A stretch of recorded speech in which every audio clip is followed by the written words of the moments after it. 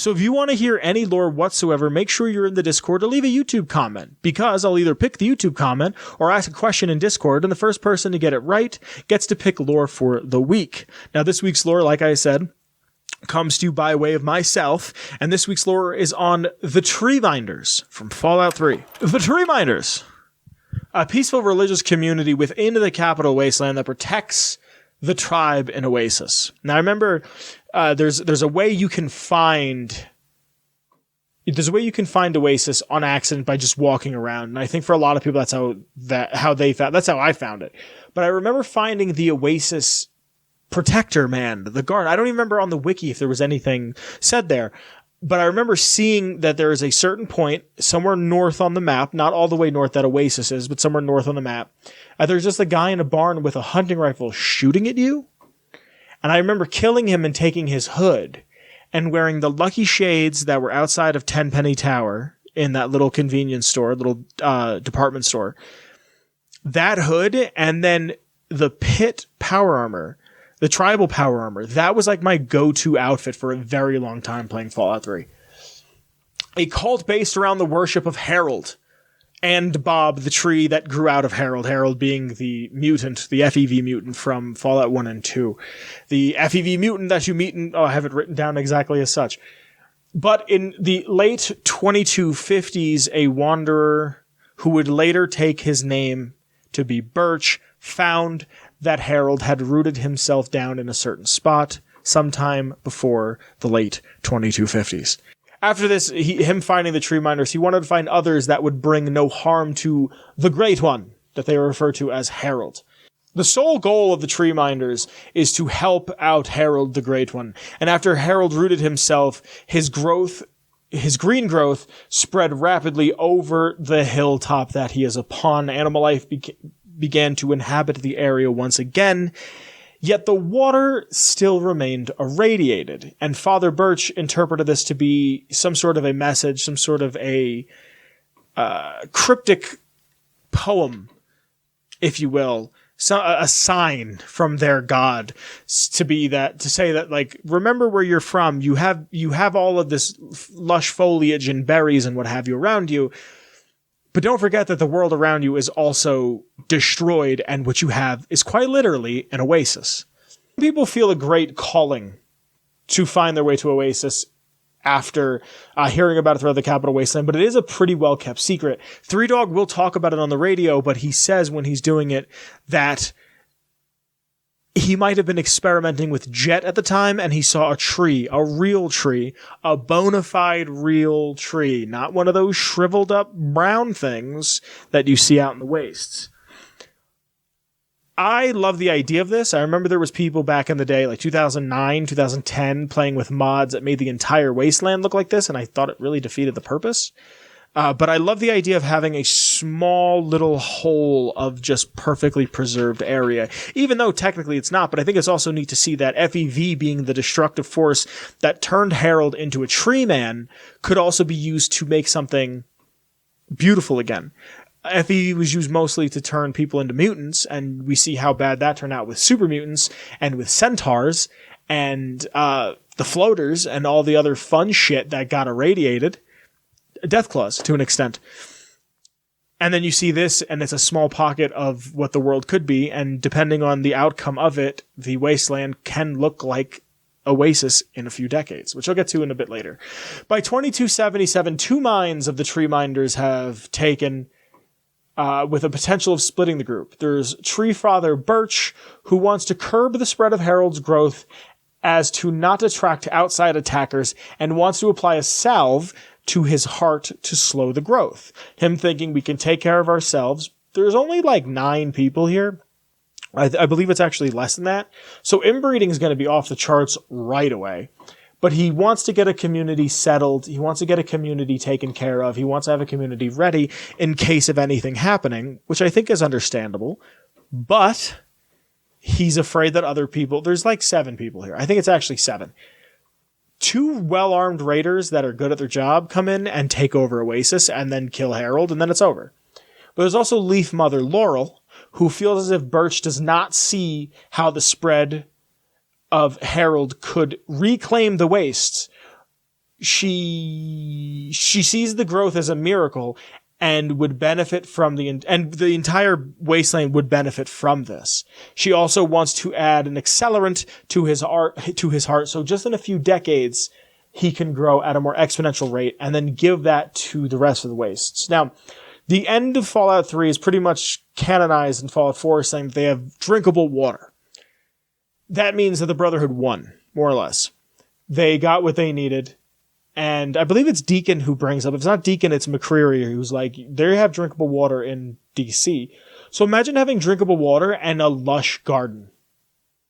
You could honestly, like, imagine the Rivet City garden or the Megaton garden, and just having the ability to drink clean water and then have fresh food. You could cure so many problems. But there's also the Harold and the Bob mindset. Harold just wants to die. He's been in the same spot for decades. He cannot eat, sleep, read, and has pretty much no entertainment whatsoever. He can call upon the Treeminders, though. He can call upon them to dance and sing for him, and even one time he got one of them to stand on their head for an entire day. He has asked for death for a while, but the requests have fallen onto deaf ears, and he says, I quote, "Listen when I talk, but they do not hear." I have written down, listen when I talk, but they do not talk. Well, that's how a conversation works, pal. It's rude to interrupt, but they listen when he talks, but they don't hear him. Harold has barred the door to his heart with roots, waiting for an impartial third party to come help him and the Treeminders. And then sometime in 2277, the Lone Wanderer comes across Oasis to make the ultimate choice. The belief of the Treeminders are, like I said prior, they're a cult. So what they believe in radically. They believe in almost unjustifiably, to an extent. They believe in something, and they believe it, but look at it like this. This is a world where there's technology is remnants of old technology. The news doesn't exist. Your only reliable source of any sort of information is a dude in a radio station in front of a battlefield. I'm sorry, the tower is in front of a battlefield, so it got shot at. But there's a guy in a radio station yelling about what's going on, about people in giant suits of armor. So the Treeminders see trees, they see real-ass foliage, and think this is magic, more or less. I'm not saying that they believe that it's magic literally, I'm saying that to them, this is the closest thing to magic that they're going to get. Their beliefs, outsiders are forbidden without Harold's permission. To become a disciple of the Treeminders, it usually takes years.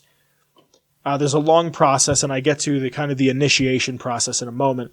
They do not speak the name of their god. They refer to him as the one who grows, the one who gives, and the one who guides.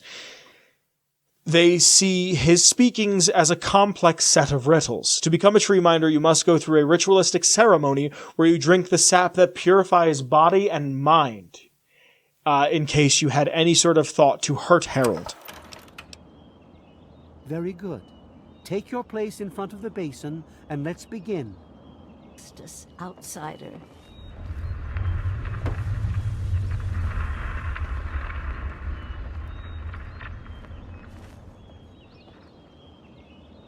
You must drink from the basin if you wish to meet him.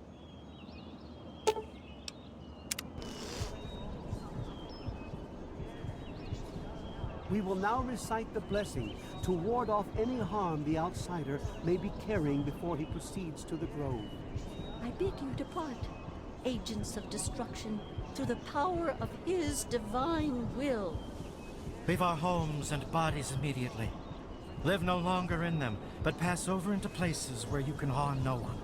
In the name of his frondescence, I call his wrath upon you, so that wherever you may go, you bear it with you. And, diminishing from day to day, you may disappear, except where you serve the health and good purposes of mankind. May no trace of you be found. All this, may he be so good as to grant us, who is to come to judge the living and the dead, and the world by his verdure. Amen. Soon, you will pass peacefully into sleep, outsider. And when you awake, you will witness his glory firsthand.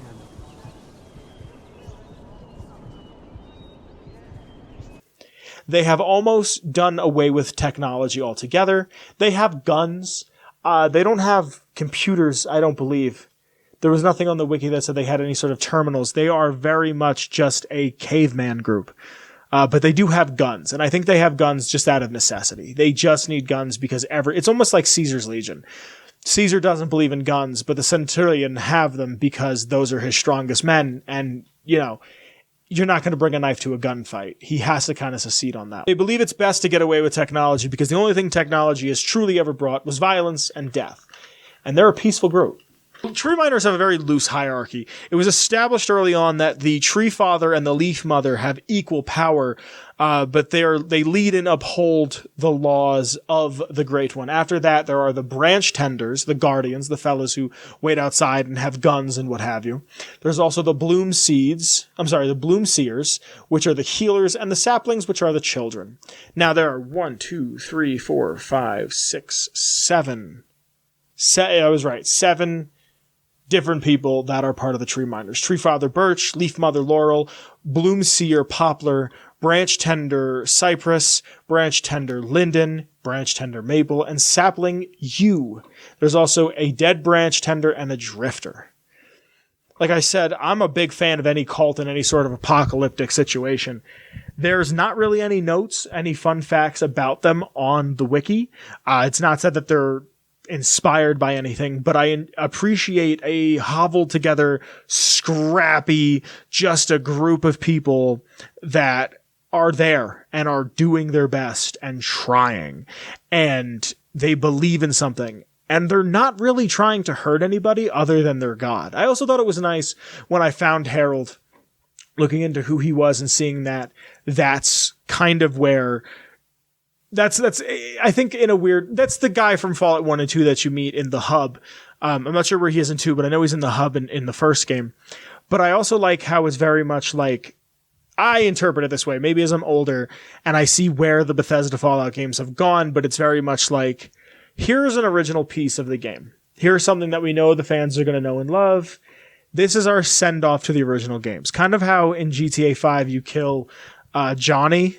I kind of felt like that was them saying goodbye to GTA 4 and the legacy they had built there and saying like, okay, well that's gone now. And here's this. I kind of feel like they're saying like, we appreciate where we came from. This is a character who means a lot. We sent him off in a way that's meaningful. You can either help the Wasteland, you could either not help the Wasteland, or you can help Harold. And I feel like in a way you help Harold and you kind of set him free. Would I be surprised if in Fallout 5 you just find another Harold? If there's just, I could see them doing something where it's like, oh yeah, he had saplings that spawned off, and there's like a race of tree people that are all just Harold, like clones of Harold. If you do it right, it could be cool. I just hope I don't see it get over exaggerated where he's in every single game.